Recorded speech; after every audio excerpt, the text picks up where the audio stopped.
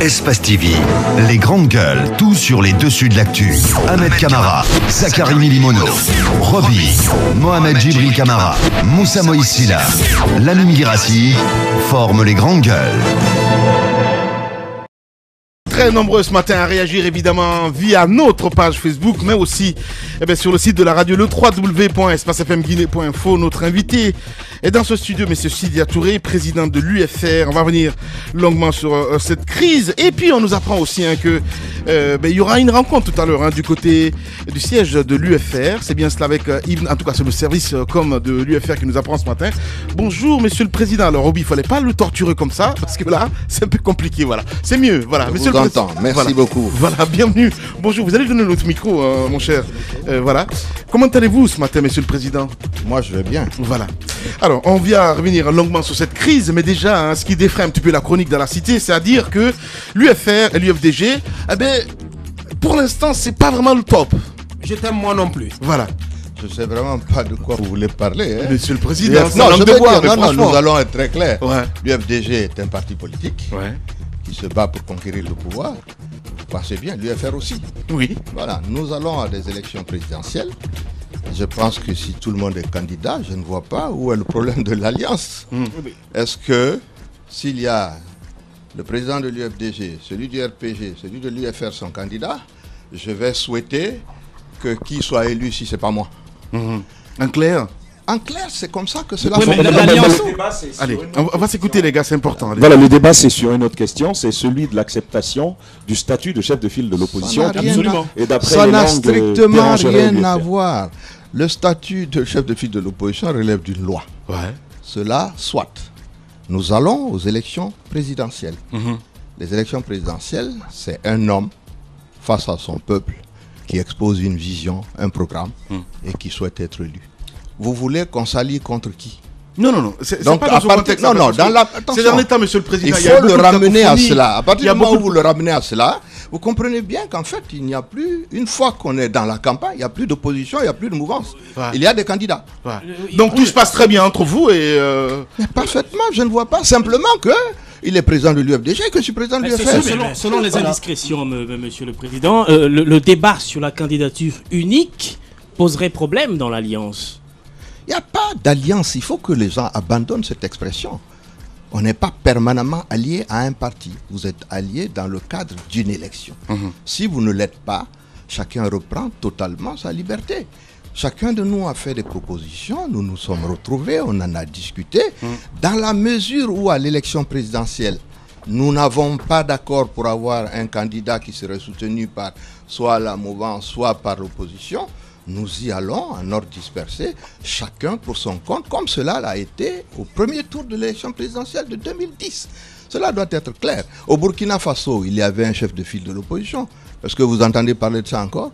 À partir du moment où la transition a commencé, que chacun prépare, se met dans son starting block pour aller aux élections, il faut qu'on comprenne les choses. Cela n'a strictement rien à voir. Aujourd'hui, les partis politiques, s'ils doivent aller aux élections présidentielles, ceux qui sont d'accord entre eux pour présenter un candidat seront dans une alliance. Ceux qui ne le sont pas seront totalement indépendants et ça c'est parfaitement normal. Voilà, Monsieur Sidia Touré, notre invité ce matin chez les GG Moussa Moïsila. Monsieur Touré, une question toute simple. Est-ce que vous êtes prêt à reprendre le scénario de 2010 s'il arrivait qu'au deuxième tour, il y ait LHC Lodalen Diallo face au professeur Alpha Condé? Non, c'est non.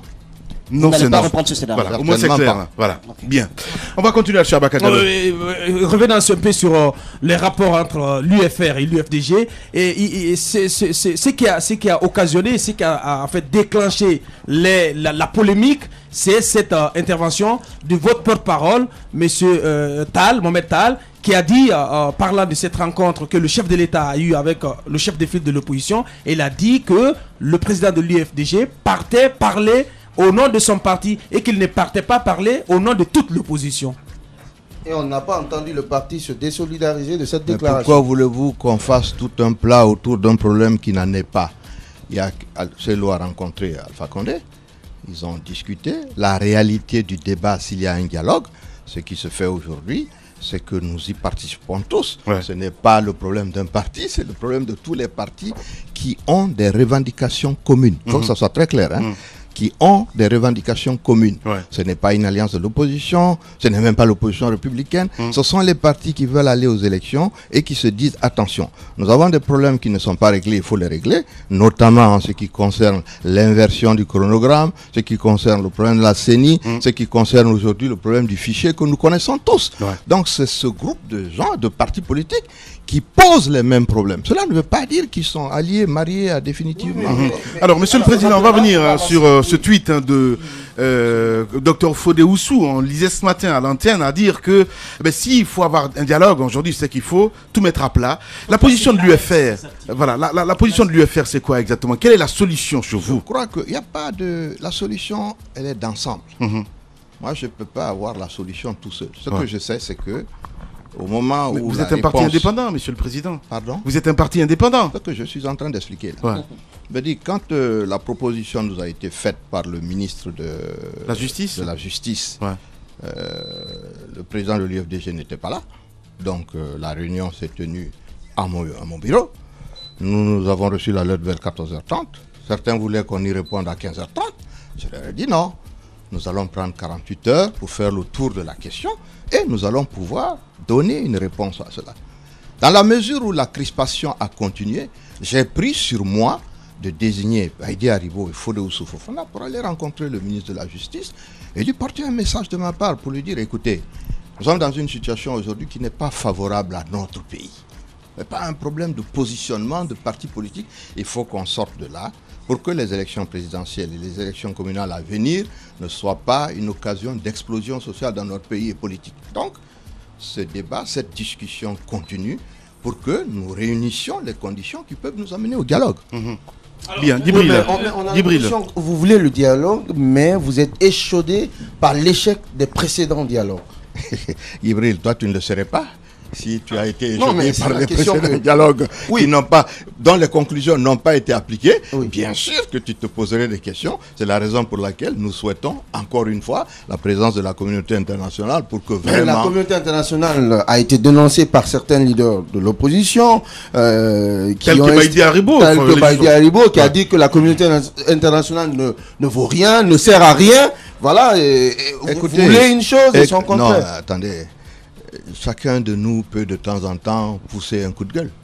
Vous le faites ici tous C'est les une jours. boutade. Voilà, chacun dit ce qu'il veut. Mais toujours est-il que dans la mesure où l'opposition est une opposition qui est démocratique, que nous voulons vraiment dialoguer, nous n'avons pas d'autre moyen d'implémenter sur la décision du gouvernement que de mettre en notre faveur, c'est-à-dire en faveur de la loi, en faveur des accords que nous avons eus, toute cette communauté internationale pour leur dire, nous voulons des élections transparentes en Guinée comme vous. Ouais. De quelle manière est-ce que nous pouvons y parvenir? De temps en temps, on n'est pas content, on dit des choses, mais en réalité, c'est difficile de se sortir.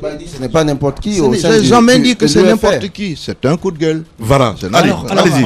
4 dialogues déjà depuis que la crise politique a commencé dans notre pays. On a l'impression que ce sont les mêmes conclusions, ce sont les mêmes thèmes de référence, ce sont les mêmes débats. Aujourd'hui, nous relançons un processus de nouveau dialogue pour certainement aboutir à la discussion des mêmes problèmes. Finalement, à quoi s'attend-on réellement? Est-ce que il est question de continuer à dialoguer, comme le disait le député Damaro, qui nous disait qu'il faut 10 dialogues, alors qu'on sait qu'on obtient les dialogues à la suite de violences. Aujourd'hui, est-ce qu'il ne faut pas plutôt réclamer la conclusion des dialogues qui ont été faits auparavant?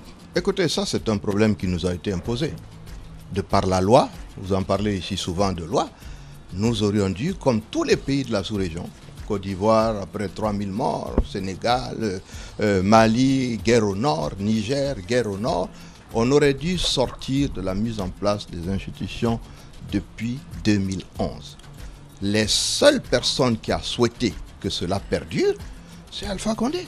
Ça, je crois que si vous avez une question à poser, c'est à lui. Nous souhaitons que, conformément à la loi, les institutions républicaines soient mises en place. Nous avons passé 3 ans à manifester ici pour avoir une Assemblée nationale. On n'a jamais vu ça dans aucun pays. Nous sommes en train de discuter depuis 2 ans des élections communales, alors que la loi clairement indique de quelle manière cela doit être fait. Ouais. En général, dans un pays, quand vous êtes chef d'État et que vous avez eu la chance que vos compatriotes vous confient une charge aussi importante, vous mettez en place ces institutions pour vous consacrer au développement de votre pays. Ouais. Parce que c'est ça qui profite aux populations. Le fait de nous installer depuis 5 ans dans le débat électoral, ça c'est le fait du président du RPG, c'est tout. Voilà. Monsieur Sida Touré, notre invité ce matin, continue à réagir, vous, sur Internet, mais aussi, vous pouvez nous envoyer des SMS là-dessus. Allez-y, Moussa Moïsila. Pour ce énième dialogue, Monsieur le Président, quelle garantie vous offrez pour que cette fois, au moins, les conclusions soient réellement appliquées? Les garanties, c'est vous tous. Ce sont les Guinéens. Ça a Parce été qu'il déjà s'agit fait. de vous. Ça a été déjà fait, ça. La Mais société nous civile. continuons de le faire. La société civile, mais vous êtes de la société civile. Mais bien sûr que oui. La volonté des Guinéens de sortir de cela doit être partagée par tout un chacun. Ouais. Pourquoi voulez-vous que tout notre temps soit perdu à faire ce débat? Moi, je vais vous l'expliquer. Le président ne souhaite pas qu'en 2015, on parle de son mandat, qu'on parle des résultats de son mandat, Du bilan. qu'on parle de son bilan. Mais écoutez, il vous lance, Alpha, c'est un politicien. Pas un homme politique, c'est un politicien. Là, il vous lance un sujet. On dit à la CENI, à 2-3 mois de quelque chose qu'on avait préparé, pour lequel on avait déjà commandé les cartes de lecteurs et tout. Il leur dit, je ne veux pas. Et puis voilà, vous êtes partis dans un débat stérile qui nous occupe. Mais n'oubliez pas, s'il vous plaît, nous sommes maintenant à 4 mois de l'élection présidentielle. 4 mois. Dans 15 jours, on rentre dans le mois de carême. Après, c'est les grosses saisons de pluie. On n'a pas beaucoup de temps pour tout cela. Donc, il est important qu'en Guinée, ici, nous puissions régler ces questions maintenant pour qu'on puisse aller aux élections. Maintenant, ceux qui ne veulent pas que cela soit réglé, disons ceux qui posent ces problèmes dans des conditions pareilles, en prendront la responsabilité des dérapages qui pourraient avoir lieu. À vous écouter, à vous voir, vous avez peur, Monsieur le Président.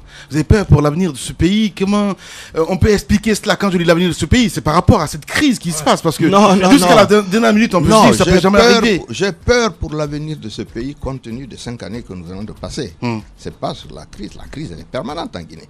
La crise électorale, c'est ce dont on est en train de parler. Mais la crise économique, on vit dedans depuis 2010. Nous avons un pays qui n'a pas de croissance économique, c'est un pays qui n'investit pas, c'est un pays qui ne crée pas de richesse, c'est un pays qui ne crée pas d'emploi, c'est un pays qui est dans Ebola et qui n'en sort pas. Mais nous devons avoir peur. C'est un pays où on agresse encore les gens à Kagbélé ici, au kilomètre 36, pratiquement en plein milieu de la ville, sans qu'il n'y ait quoi que ce soit. C'est un pays aussi où l'opposition ne conjugue pas le même verbe, parce qu'il se passe en ce moment, Monsieur le Président. Cela n'a rien à voir. Je vous répète encore une fois. Bien. Le fait d'avoir été, quand j'étais dans l'opposition, Cellou était dans la mouvance présidentielle. Il est venu dans l'opposition. Nous avons des revendications communes. Mais l'opposition, ce sont les militants. Les militants, ce sont les populations. Nous sommes censés porter les demandes des populations guinéennes. Nous les portons ensemble. Cela ne veut pas dire que nous sommes mariés. Ça n'a rien à voir, bon sang. Bien.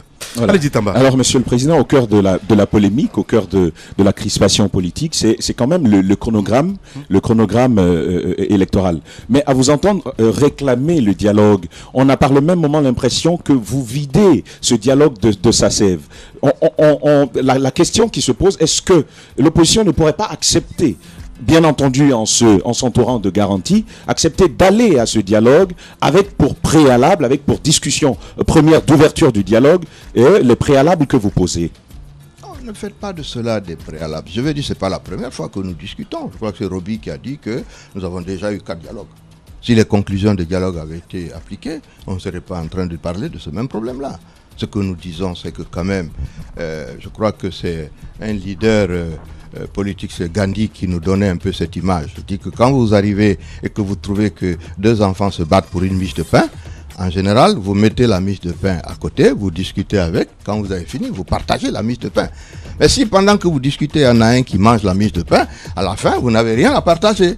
Ce que nous disons, c'est que mettons la miche de pain de côté, de débat sur la CENI, discutons, quand on sera d'accord, on aura trouvé une solution qui peut être partagée par tous. En même temps, il y a un chef d'État qui veut éviter d'être jugé illégal. Attends, ce que je m'aurais dit, c'est que quand on écoute le professeur Alpha Condé s'adresser à la foule, s'adresser à ses militants, il y a une chose qui revient tout le temps. En parlant des anciens premiers ministres, on a l'impression qu'à votre temps, rien n'a été fait pour ce pays. D'ailleurs, en 4 ans, ce que lui, il a pu faire, il le dit si bien, ça se compare à 50 années de gestion à la tête de ce pays.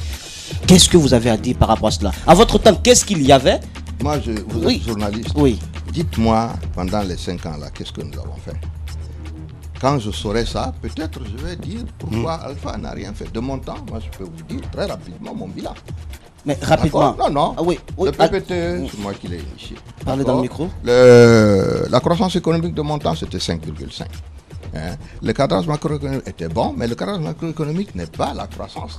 L'investissement se mesure par la croissance économique. Nous l'avions. Nous avons fait les réformes nécessaires. Nous avons fait les réformes structurantes. Nous avons fait la production agricole qui est passée par exemple de 6 000 tonnes de coton à 40 000 en l'espace de 3 ans. Nous avons fait en sorte que, comment vais-je dire ça, on ait l'énergie en 5-6 mois, pratiquement 24 heures sur 24. L'eau également. Voilà ce que moi j'ai laissé en 99 quand j'ai quitté la primature. Maintenant, en 5 ans de Alpha Condé, dites-moi, une croissance à 3,8 en arrivant, ensuite 2%, ensuite 1%, ensuite moins 0. Dites-moi, qu'est-ce que exactement on est en train de nous dire? Alors, pourquoi est-ce que Macky Sall, Alassane Ouattara, comment il s'appelle, Boubacar Keïta, Ibeka, ne parle pas du passé? Moi, je n'entends jamais M. Ouattara en train de dire oui, Gbagbo a fait ceci, il y a eu 3000 morts, on n'en parle plus, on avance. Bien. Et chaque mois au cours de cette année, il y aura une inauguration d'une réalisation effectuée pendant sa période pour aller aux élections et non pas de parler du passé tous les jours, ça ne sert à rien. Voilà. Allez, parce que c'est la période aussi sur Radio Espace, on va essayer, Pouka, à la fin de l'émission, le grand oral de M. Sidya Touré, Pouka, tu sais qu'il a fait quand il était Premier ministre en Guinée. On va revenir là-dessus, ça serait intéressant, Monsieur le Président. Voilà, le grand oral de Sidya Touré. C'est une expérimentation, on se fait une pause de 5 minutes et on revient dans un instant. Politiciens véreux, fonctionnaires corrompus, promoteurs immobiliers voyous, justice passive. La Guinée devient-elle mafieuse? Les grandes gueules d'Adafo Média ne lavent pas plus blanc, mais vous permettent de défendre votre pays en vous informant. Avec les grandes gueules d'Adafo Média, dénoncez les turpitudes, nous garantissons le secret des sources. Envoyez vos documents à espacefmguinée.info, rubrique Contact. Les grandes gueules d'Adafo Média ou le socle de la liberté d'expression en Guinée. Très nombreux ce matin à réagir évidemment via notre page Facebook, le site de la radio, le www.espacefmguinée.info. Un peu plus tard, on va revenir longuement sur vos questions. Président de l'UFR, M. Sidya Touré Abaka Diallo. Monsieur le Président, moi j'aimerais revenir un tout petit peu en arrière. Vous avez parlé des 2 émissaires que vous avez envoyés vers le ministre d'État de la Justice, président du cadre de dialogue. Qu'est-ce qu'ils étaient allés dire à ce ministre et finalement, quelles sont les conditions que vous continuez de poser pour aller à ce dialogue? Écoutez, nous essayons de préparer le dialogue. Monsieur Chambaz est arrivé, il doit me rencontrer vers 11h30 à mon bureau. Ouais. Nous continuons de discuter. Pour le moment, je n'ai pas les réponses aux questions que vous posez, je les aurai à 16h. Nous nous rencontrerons pour en débattre. Au cours de ce processus électoral, Monsieur le Président, il y a beaucoup de situations qu'on relève, notamment les enrôlements massifs des enfants, des enrôlements nocturnes. Dit-on alors, des enrôlements nocturnes, ça je le confirme, mais je ne dirai pas le nom de mon informateur. Selon vous, aujourd'hui, le processus est complètement biaisé? Non, c'est certain. C'est certain qu'au niveau de l'enrôlement aujourd'hui, il se passe des choses totalement inacceptables. Cela se voit un peu partout. Mais nous avons des régions particulières, notamment en Haute-Guinée, où effectivement des classes entières sont convoqués pour être enrôlés. Ça, c'est une réalité que tous nos militants nous ont rapporté, photo à l'appui des fois. Donc cela va biaiser effectivement le fichier électoral, et qui dit biaiser le fichier électoral, ça peut biaiser l'ensemble du processus et aboutir à des résultats qui ne sont pas conformes à la réalité du vote des Guinéens. Et c'est la raison pour laquelle ce dialogue est nécessaire pour évoquer ces problèmes-là et que la communauté internationale en prenne conscience.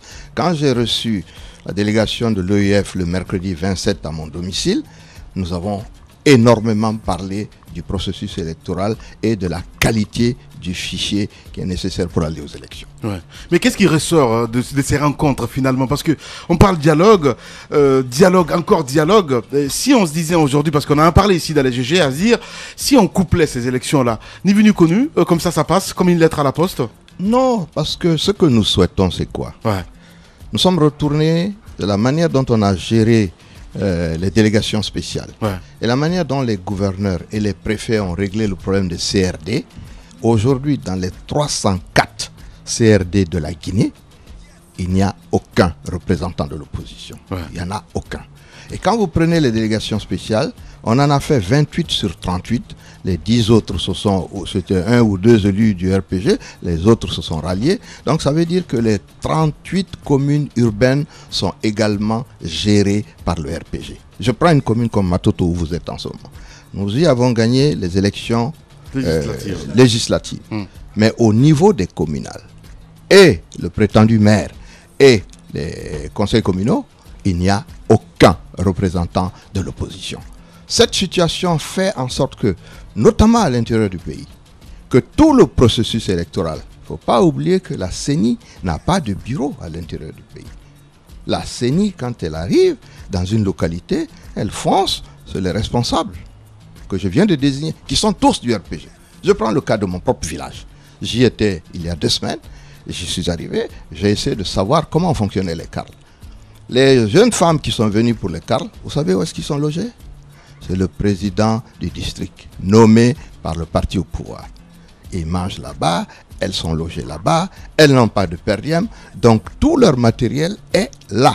Donc c'est ce monsieur qui, en fait, gère le processus avec elles.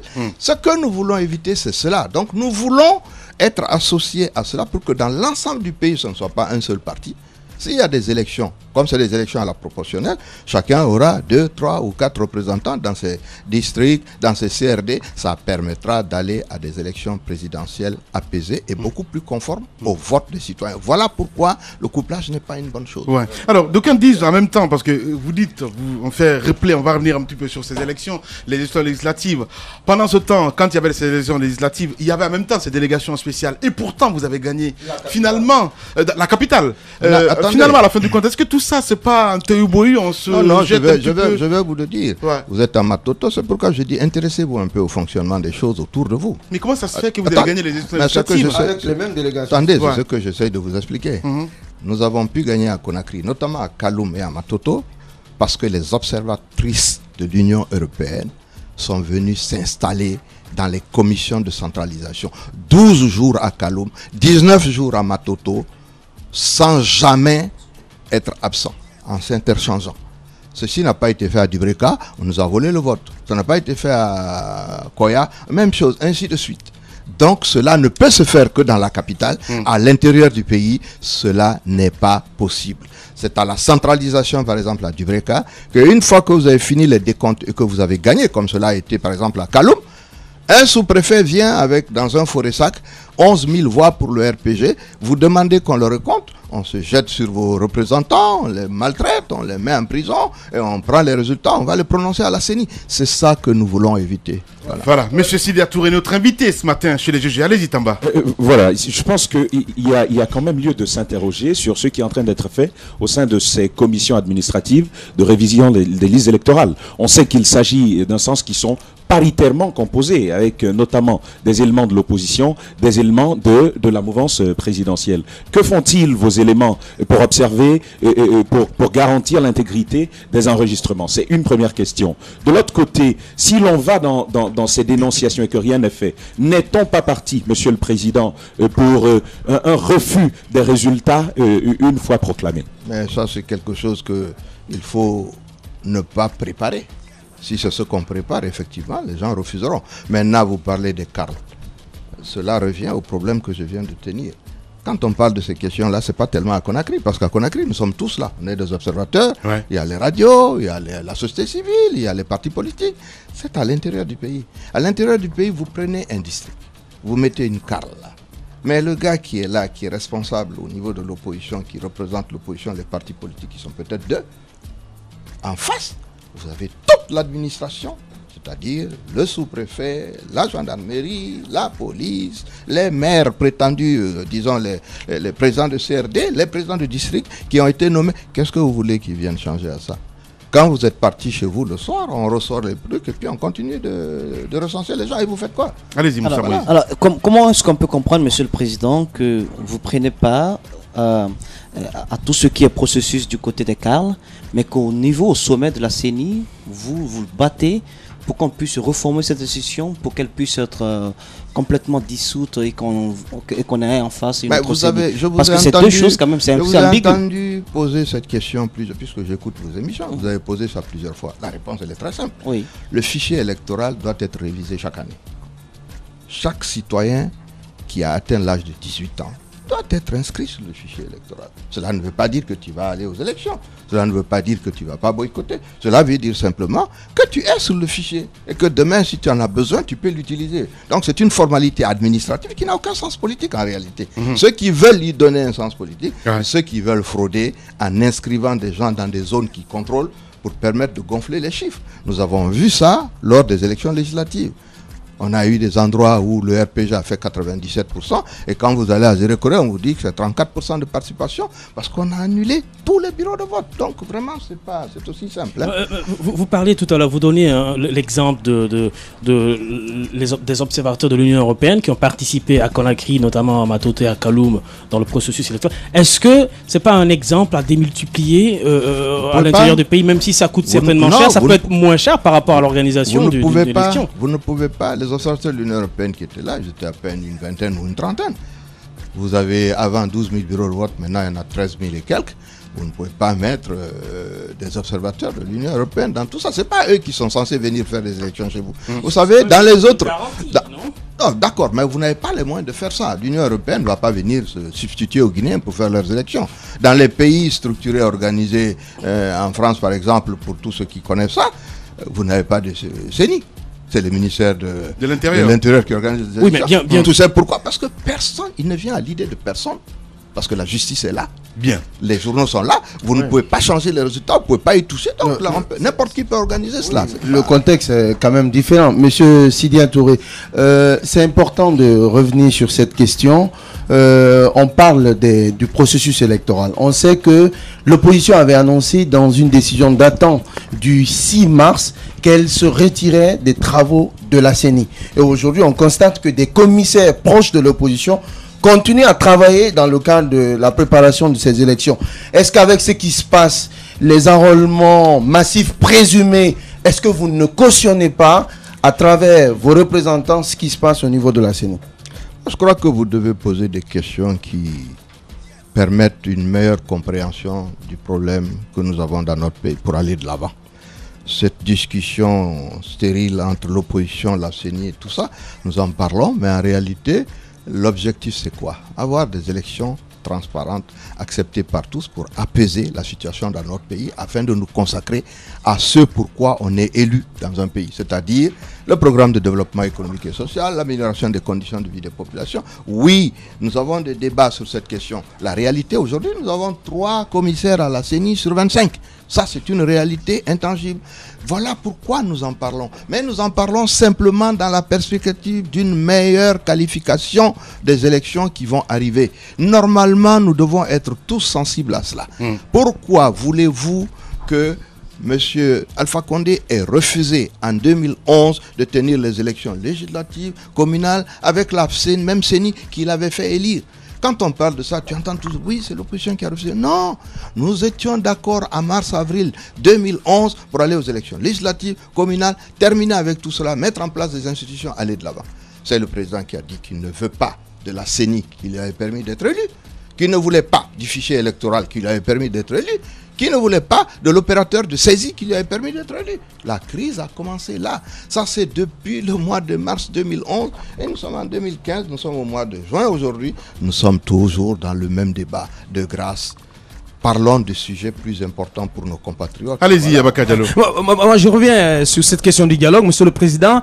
Pas de dialogue sans le gel des activités de la CENI et sans que le chronogramme soit suspendu. On a entendu le président de l'UFDG s'exprimer dans ce sens-là à des médias internationaux. Et on a appris aussi que les 2 émissaires que vous avez envoyés vers le ministre d'État de la Justice sont allés réitérer les mêmes préalables. Est-ce que vous êtes en phase? Est-ce que du côté de l'UFR, c'est une position qui est partagée? De l'autre côté, est-ce qu'aujourd'hui, pour assurer une crédibilité à ce processus électoral dans lequel l'opposition n'a pas confiance, est-ce qu'il faut faire comme ce qui s'est passé en Côte d'Ivoire en 2010 et aller vers une certification de ce processus-là avec les Nations Unies? Vous ne pouvez pas faire de certification pour la simple raison que les Nations Unies ne sont pas là. Les Nations Unies étaient en Côte d'Ivoire à la suite de la guerre civile.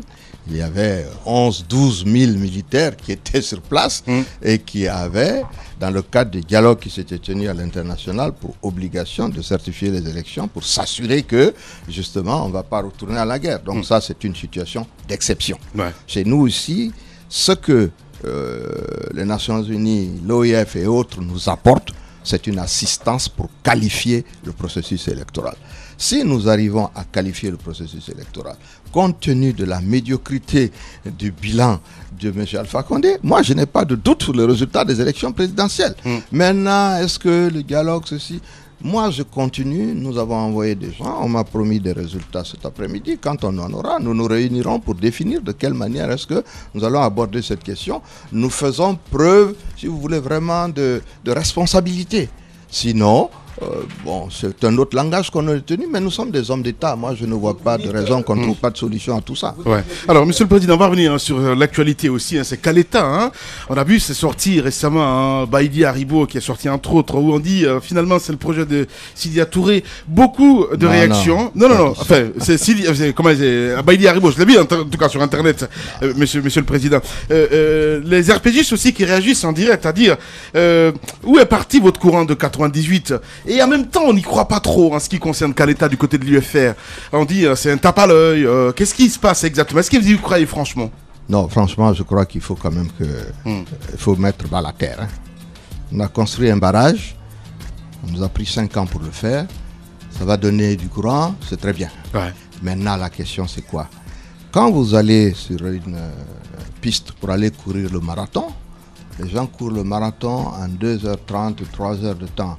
Si vous passez 24 heures là-bas, quand vous arrivez à la fin, au bout des 42 km, ne vous attendez pas à ce que la population soit là pour vous applaudir. Ils sont déjà partis. En clair, oui. Il y a des pays qui ont produit 800, 900 mégawatts en 2 ans, 2 ans et demi. Si nous mettons 5 ans pour faire un barrage qui va nous donner 240 mégawatts, je suis content qu'on ait de l'électricité, mais il ne faut pas croire que ça c'est une prouesse en soi. On avait la possibilité de donner. Ils le font comparativement à vous. S'il vous plaît. Allez-y, Monsieur le Président. Oui. Non, je vais finir ça. Il ne faut pas donc tout mélanger. Le courant va arriver, tant mieux. Mais n'oubliez pas, un barrage dans nos zones ici ne donne pas de l'électricité 24 heures sur 24. Il ne peut pas, 6 mois, 12 mois sur 12. Parce que vous avez ce qu'on appelle la période d'étiage où il n'y a pas de pluie. Vous êtes obligé de passer au thermique. Donc, obligatoirement, le thermique qu'on n'a pas fait depuis, il va falloir le faire en complément du barrage s'il est achevé. Moi, je n'ai pas d'informations particulières. Comparer cela à ce que j'ai fait en 1996, c'est complètement ridicule. C'est l'ingénieur qui réagit. Vous parlez de choses. Quand on parle de choses, il faut savoir de quoi on parle. Quand on ne le sait pas, on ne dit pas n'importe quoi. Bien. La production d'énergie en 1996, c'était pour avoir de l'électricité 24 heures sur 24. Nous l'avons maintenue jusqu'en 2000, au moment où je partais en 99. Si les gens n'ont pas entretenu leurs machines et autres, ils ont importé pour 200 millions de dollars des machines qui sont couchées là-bas, ils ne fonctionnent pas. Ils devraient peut-être poser la question. C'est un faux débat. À l'époque, l'électricité était là. Je ne suis pas en charge du gouvernement, je ne suis pas chargé de produire du courant. Si vous voulez dynamiter les barrages et les centrales thermiques derrière, ça c'est votre problème. Donc ce n'est pas une comparaison. Alpha a la plénitude de la charge de l'État avec les moyens qui vont avec.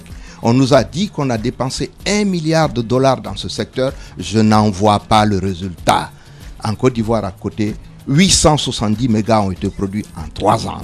L'État n'en a pas mis grand-chose. Donc j'estime que comparaison n'est pas raison. Mais si vous ne comparez pas, vous ne savez pas de quoi nous parlons. Voilà. Ouais. Bien. Allez, Moussa Moïsila. Quand on regarde ce que le professeur Alpha Condé a fait, quand même, en 4 ans, un barrage... S'il le fait en 4 ans quand même, un barrage hydroélectrique, même si ça n'a pas une grande capacité de production, c'est pas quand même rien, Monsieur Touré, comparativement, parce que quand même cette comparaison, ils vont toujours la faire. Cette comparaison selon laquelle vous étiez quand même là pendant des années, il y a eu vous, il y a eu Monsieur... Vous oubliez qu'il y a eu Garafiri. Oui, mais... Garafiri en combien de temps, monsieur Touré? Il y a eu Garafiri. Garafiri, c'est ce que nous consommons jusqu'à aujourd'hui. Garafiri est un barrage qui a été construit à l'époque, non pas des moyens extraordinaires. Et quand moi je lançais la production d'énergie thermique, Garafili n'était pas encore rentré en production. Il est rentré en production après. Et Garafili, vous n'aurez pas pu avoir Kaleta s'il n'y avait pas eu Garafili. Parce que Kaleta est un barrage au fil de l'eau, on a besoin de la retenue de Garafili. Donc il ne faut pas tout confondre. La réalité est que chacun y apporte quelque chose, mais je dois vous dire une chose. Si moi j'avais la responsabilité de l'État depuis 4 ans, c'est pas de ça qu'on parlerait. Honnêtement, quoi. Ouais. On aurait commencé par avoir des centrales thermiques dans ce pays. Pourquoi? L'électricité contribue de manière absolument importante à la création de richesses dans un pays. Si pendant les 5 ans où on est là et qu'on attendait Garafili, je considère que nous avons perdu par manque d'électricité au niveau des foyers, au niveau des PME, c'est-à-dire des entreprises, ce que nous avons perdu en points de PIB, c'est-à-dire de création de richesse, ça représente à peu près 2 points. Nous avons perdu plus d'1 milliard de dollars de par le fait qu'on n'avait pas de courant parce qu'on attend Garafili. On ne peut pas attendre Garafili. Garafili est une bonne chose, mais vous ne pouvez pas dire il n'y aura pas de courant en Guinée tant que Garafili n'est pas terminé. Ça n'a pas de sens. Kaleta n'est pas terminé. Ça n'a aucun sens. Parce que l'électricité est indispensable à la création de richesse dans le pays. Nous avons perdu 5 ans à attendre le barrage de Kaleta. C'est gentil, c'est arrivé. Mais ce qu'on a perdu, on le rattrape avec quoi? Bien, allez, Monsieur le Président, nous parlons d'économie, restons-y.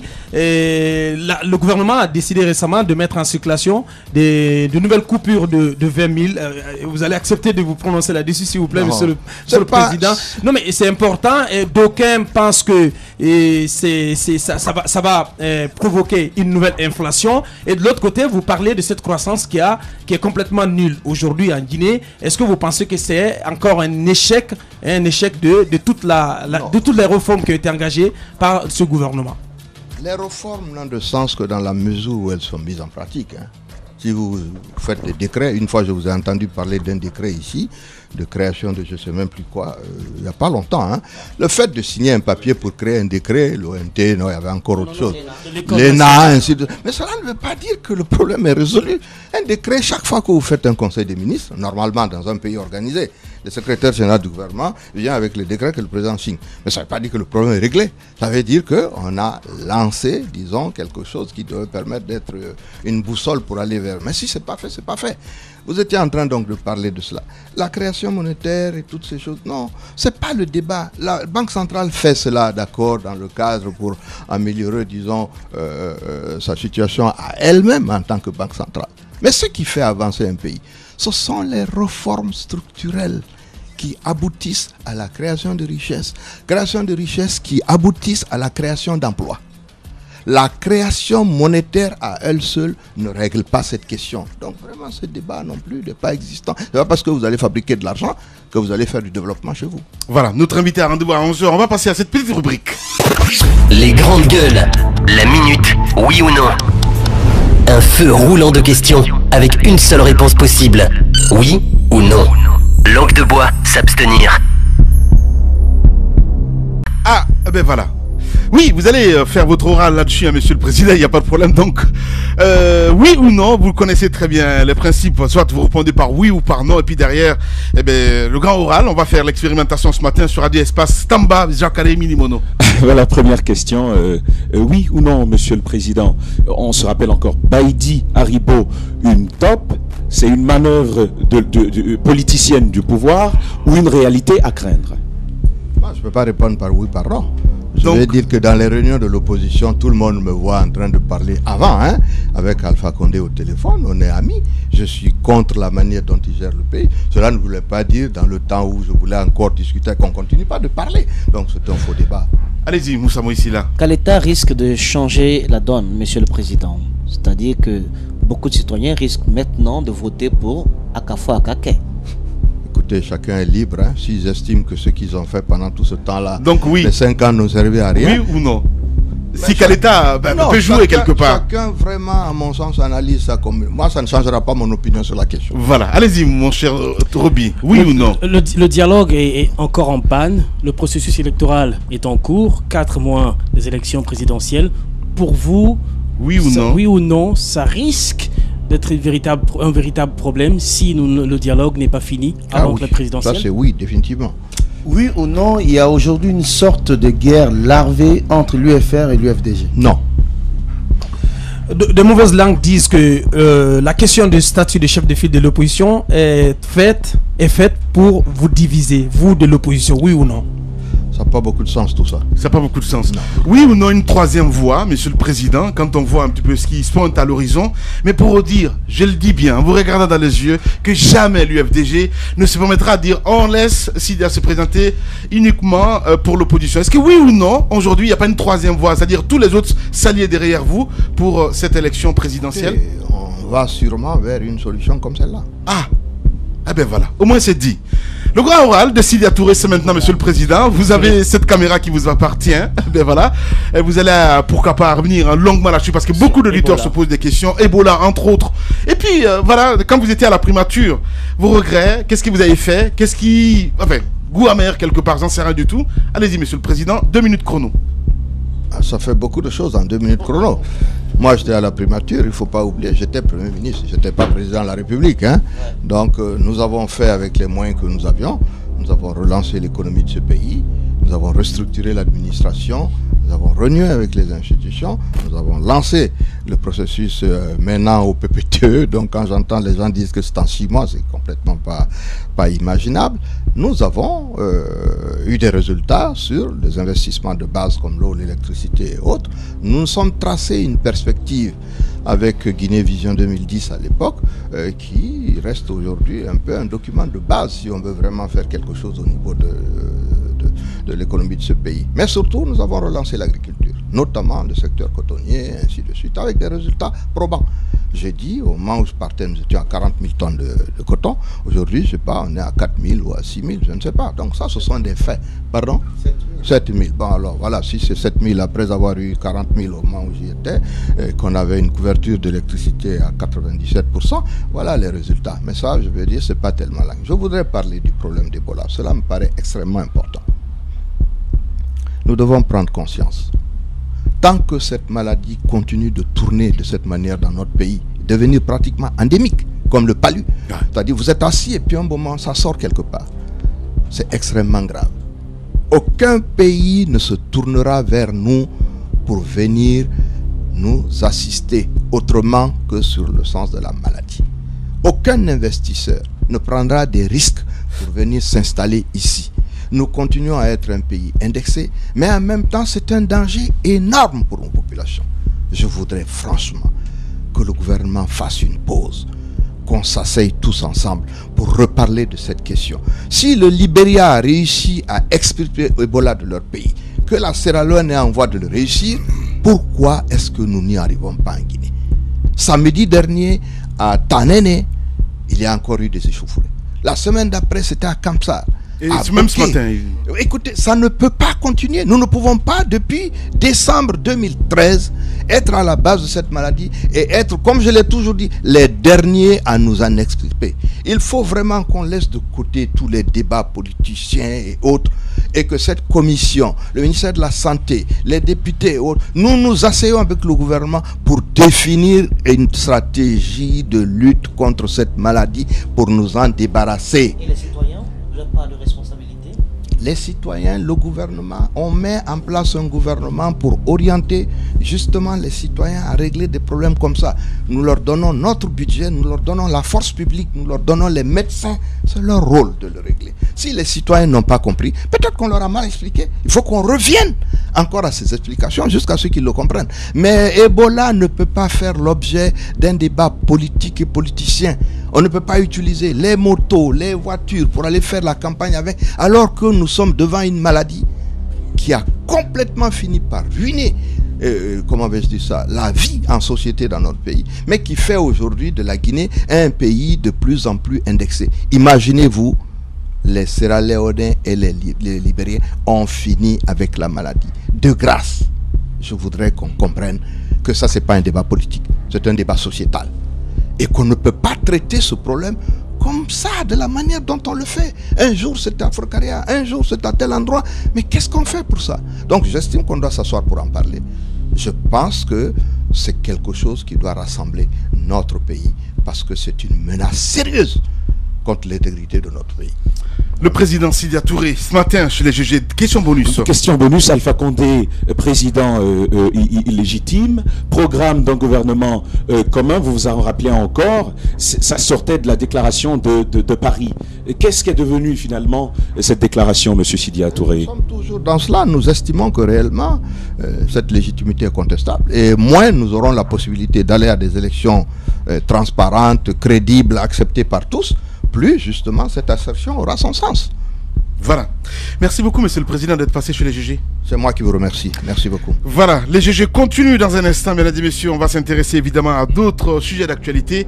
On se fait une pause et puis on revient dans un instant.